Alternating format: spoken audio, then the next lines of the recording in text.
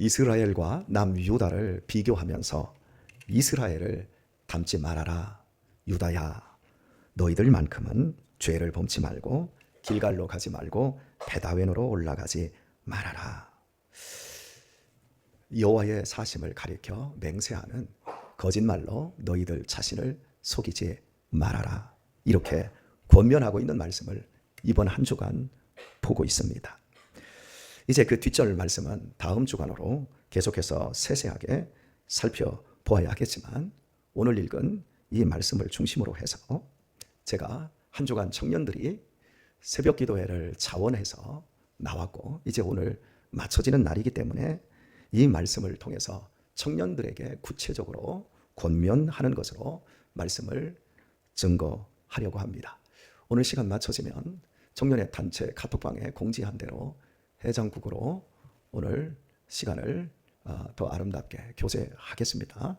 장소로 가주시면 될 것 같고요. 차가 없는 분은 좀 기다렸다 저하고도 같이 움직여 주시면 되겠습니다. 아직 유튜브로 보고 있는 우리 청년들은 속히 와주시기를 바랍니다. 소학에 보면 사람의 불행을 가져오는 세 가지가 있는데, 청년 때와 노년 때가 나뉘어져 있습니다. 특별히 청년 때 인생을 망치는 세 가지는 소년 등과 불일행, 즉 어린 시절에 너무 일찍 출세를 하면 일불행, 반드시 불행하게 되어진다. 이게 소학에 있습니다. 두 번째는 부모의 덕을 입어서 일찍 재물을 취하고 재물의 맛을 느끼고 누리는 사람 역시 반드시 불행해진다. 이렇게 나오고 있습니다. 그리고 세 번째, 청년, 소년 시기에 불행해지는 이유 세 번째는 재주가 뛰어나고 학문의 조예가 깊어지면 반드시 망하게 된다. 이렇게 말을 합니다. 당시에 재주가 많고 특별히 글재주가 많은 사람은 오늘날로 이야기하면 좋은 회사에 좋은 학교에 들어가는 1순위입니다. 여러분 한번 생각해 보십시오. 어린 시절 일찍이 뛰어나서 영재가 되고 천재가 되어서 사회적으로 성공하는 것이 왜 반드시 불행으로 연결이 될까요? 어째서 부모님의 덕을 볼 수 있는 것이 불행으로 연결될까요? 어째서 재주가 많고 특별히 글에 뛰어나는데 그것이 그 시대 사람들이 모두 추구하고 갖기를 원하는 것이거늘 왜 이것이 불행일까요? 중국 역사 그 5,000년도 넘는 그 한 8,000년이나 되는 그 역사 속에서 선인들이 보고 또 생각해보고 깨닫고 보니까 다 맞더라는 거죠. 이유는 간단합니다. 인생은 시간과 공간 속에서 자기 자신이 경험하고 자기 자신이 성장하지 않고 일시적으로 성장하고 남의 것으로 호사를 누리게 될 때는 빈털터리가 되기 때문에 그렇습니다. 그래서 조선시대에 뛰어난 이 사람들은 소년 등과를 첫 번째 자리에 놓고 자기 자신을 조심했습니다. 예를 들면 김일손이라고 하는 사람은 젊은 날 두루 요직을 거치다가 굉장히 중요한 자리에 일찍 발탁이 딱 되었을 때 저는 소년 등과입니다. 왕이시여 저를 쓰지 말아 주십시오 하고 겸손히 그 자리를 고사하고 내려옵니다. 황사형이라는 17세에 정조 임금 때에 진사 시험에 합격을 했습니다. 보통 과거 시험이 3개 단계로 나뉘어지는데 3개 단계를 다 합격을 해버려요. 이 3개 단계를 보통 한 30에서 40대에 들어가서 겨우 할까 말까입니다. 10,000명 중에 한두 명이 3개의 시험을 다 통과할까 말까인데 17세에 다 통과해버렸어요. 그런데 황사영이 그렇게 뛰어남에도 정조 임금이 너는 소년 등과다. 약관의 나이가 될 때까지 기다려라. 그때 너를 내가 쓸 것이다. 정조 임금도 너무 지혜로운 임금이었고 이 황사영 역시도 굉장히 겸손한 인생의 지혜를 아는 친구였던 거예요. 그래서 정조의 이야기를 듣고 3년을 기다립니다. 그리고 정약현, 여러분이 잘 아는 정약용의 그 형이지요. 정약현이 자기의 딸과 시집을 보낼 때 첫 만남을 가지고 황사영을 보았을 때 너는 소년둥과다. 너의 뛰어남을 항상 조심해라. 이렇게 권면을 해줍니다. 소년둥과 불 일행은 반드시 좋지 않은 인생 결말을 갖게 되어지는데 혹시 여러분 남이섬 가보셨죠? 남이는 조선조 세조 때에 뛰어난 명장입니다. 16세에 과거에 급제해서 일찍 장군이 되고 여진족을 토벌하고 이시의 난을 평정했습니다. 그리고 26세에 병조판서에 오릅니다. 병조판서 보통 40, 50은 되어야 될 나이에 일찍 병조판서가 되어졌습니다. 그리고 몇 달 되지 않아 목이 베어지는 참수형으로 인생을 끝마치게 됩니다. 왜냐하면 신숙주라든지 한명회 같은 유자광 같은 이런 반대파에 의해서 모함을 받아 역적으로 몰려 죽임을 당하게 됩니다. 역사를 살펴보면 이렇게 일찍 성공한 사람들의 말년이 좋지 않습니다. 말년까지 갈 필요도 없습니다. 여러분, 우리 청년들에게 한번 제가 질문을 한번 드려볼게요. 내가 열심히 노력해서 100억을 벌었습니다. 그것과 부모에게서 물려받은 100억이 있습니다. 똑같은 100억의 가치를 소유를 했습니다. 다른 점이 뭘까요? 100억을 번 사람은 100억을 버는 동안에 분투했던 실력이 쌓여 있습니다. 100억의 가치보다 그 사람의 가치가 훨씬 큰 겁니다. 그러나 100억의 가치를 그냥 어느 날 같이 금수저로 태어나서 100억의 가치를 움켜쥔 친구는 실력이 전혀 없습니다. 그러니 고무풍선처럼 터지면 망하는 것이고 100억을 벌어봤던 사람은 사업에 실패해서 100억을 다 날렸어도 실력이 있기 때문에 삶을 버텨내고 또 일어날 수가 있는 겁니다. 학교 성적보다 더 중요한 건 우리 청년들에게 권면하는데요. 인간관계를 성실하게 진실하게 할 수 있는 능력에 있습니다. 그것이 더 중요한 공부입니다. 인간관계에 문제가 생겼을 때 그것을 도피하지 않고 누군가에 전가시키지 않고 내가 그것을 스스로 해결할 수 있는 능력을 갖추는 겁니다. 근면한 겁니다. 따라서 합시다. 새벽을 모르는 사람은, 따라서 하세요 우리 청년들. 새벽을 모르는 사람은 쓸모없는 사람이 된다. 그렇습니다 여러분. 정주영 씨의 말입니다. 새벽의 위대함을 모르는 사람은 다 쓸모없는 인간이다 이렇게 얘기했어요. 실제 그렇습니다. 그래서 현대건설사를 만들고 현대그룹을 이끌 때 6시에 출근을 시켰어요. 그리고 그 시대를 살았던 사람들 가운데 자기 밑에 있던 사람이 대통령도 나오고 이 사회를 바꾸는 사람들이 다 돼버렸어요. 우리 딸이 아버지 찬양하는데 새벽에 나와보니까 너무 찬양하는데 아버지 빨리 하세요. 여러분들도 느끼지요. 굉장히 빨라서 숨이 헐떡거려지죠. 새벽 시간은 천천히 해야 돼요. 그런데 우리 지금 유튜브로 예배를 함께 참여하시는 분들 우리 찬양 소리가 느리게 들립니까? 빨리 들립니까? 굉장히 느리게 들려요. 우리가 빨리 하는 게 아니에요. 새벽에 정상적인 템포로 하는 거예요. 그런데 빠르게 느껴지고 숨가쁘게 느껴져요. 이게 새벽 리듬이에요. 여러분이 오늘 가셔서 라이브로 오늘 이 영상이 나간 걸 한번 보세요. 보시면 우리 찬양이 빠른 게 아니라 장송곡을 하고 있다는 걸 느끼게 될 겁니다. 그래서 제가 그걸 맞추기 위해서 빨리 하는 거예요. 그래서 하영이한테 직접 제가 들려줬어요. 빠르냐? 안 빠르거든요. 제가 왜 이 말씀을 드리냐면 새벽 시간은 신비입니다. 새벽 시간은 하나님이 쓸모있게 만드는 사람들을 위한 축복의 시간입니다. 우리가 누구의 이야기를 듣고 어떤 가치관을 내 인생 가치관으로 갖고 살아야 될까요? 우리 청년들 너무 일찍 출세하고 너무 일찍 잘 되려고 하지 마세요. 불행해집니다. 버스도 타보고 걸어도 다녀보고 발 동동 구려보고 월세에서도 살아보고 전세에서도 살아보고 그런 과정에서 어렵게 내 집도 마련해보고 그 과정에서 결코 넘어지지 않고 불행해지지 않고 꼭 행복하게 될 수 있는 실력을 갖추시기를 바랍니다.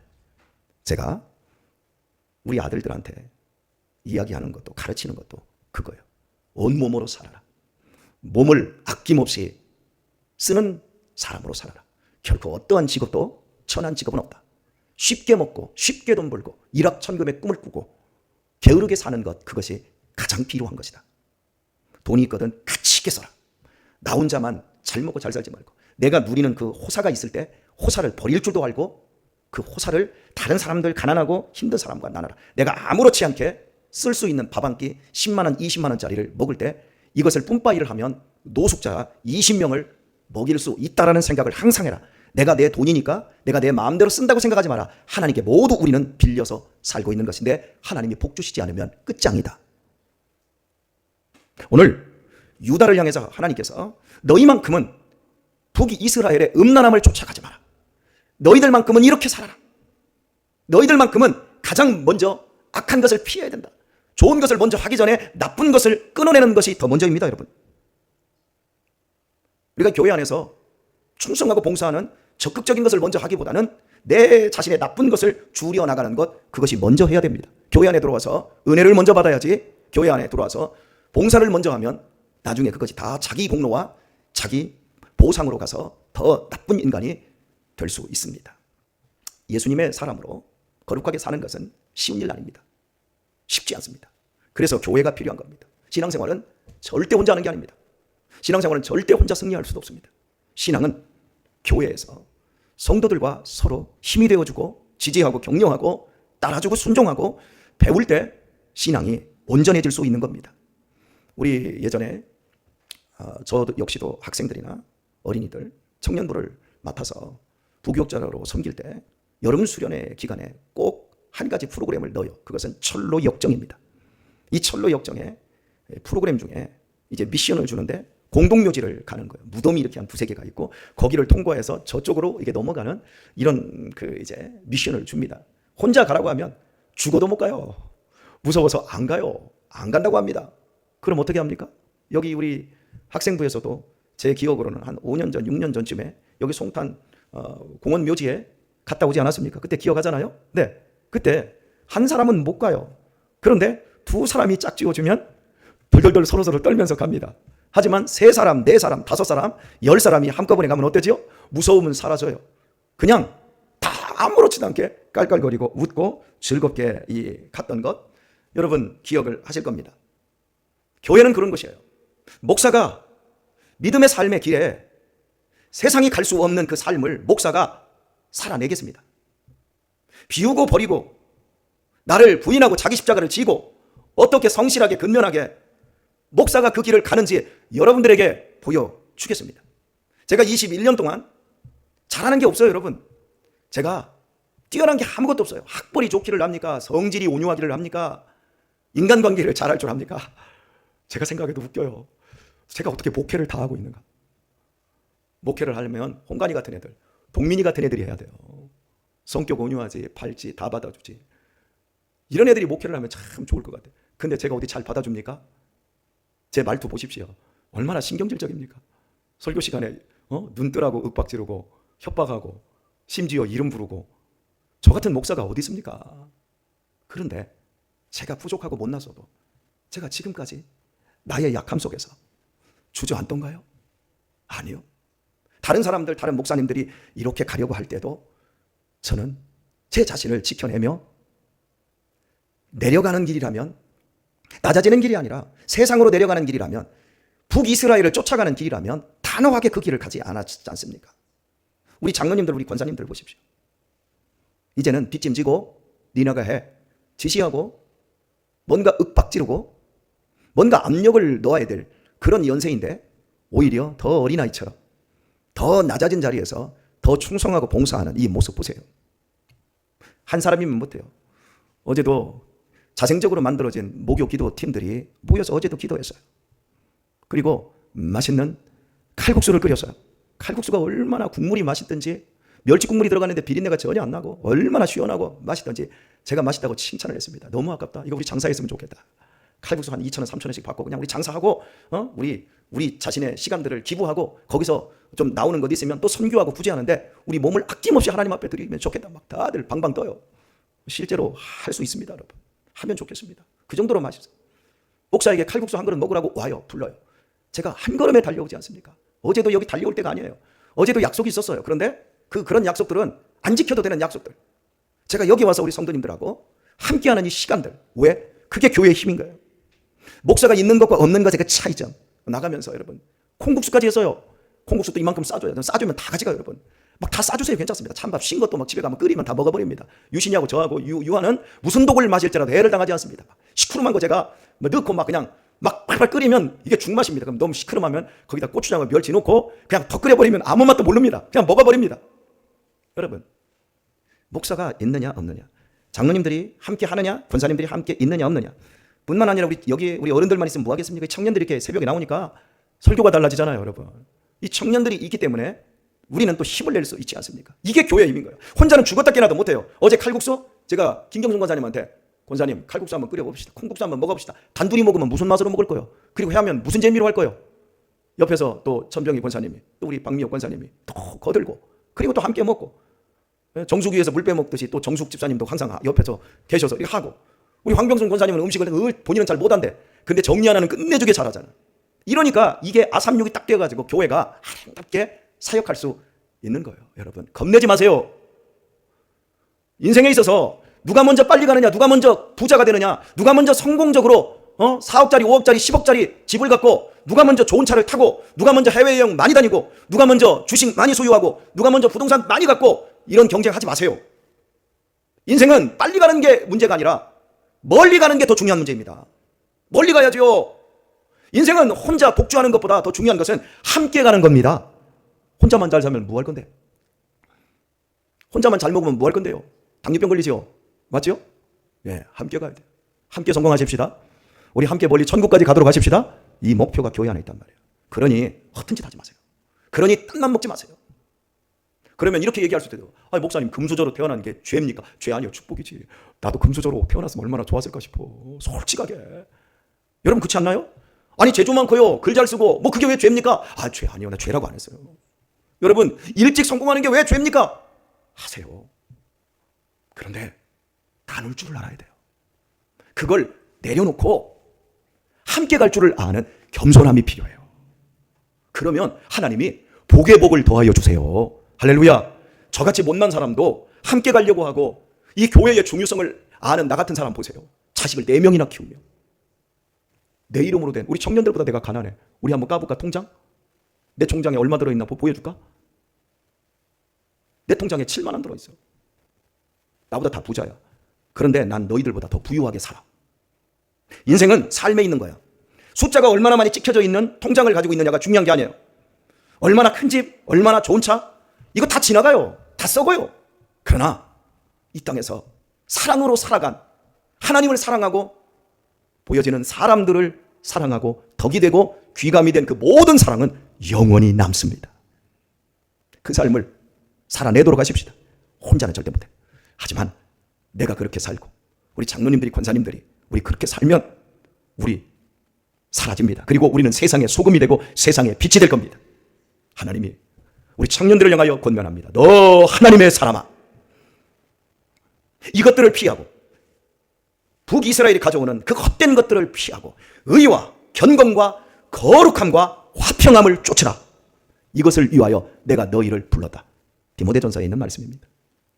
오직 너 하나님의 사람들아. 오늘도 기쁜 하루, 내가 송탄 장로교회에 영원한 하늘 가족에 속해 있다라고 하는 이 기쁨을 확인하시고 이 하루도 승리하는 하루가 되길 우리 주 예수님의 이름으로 축원합니다.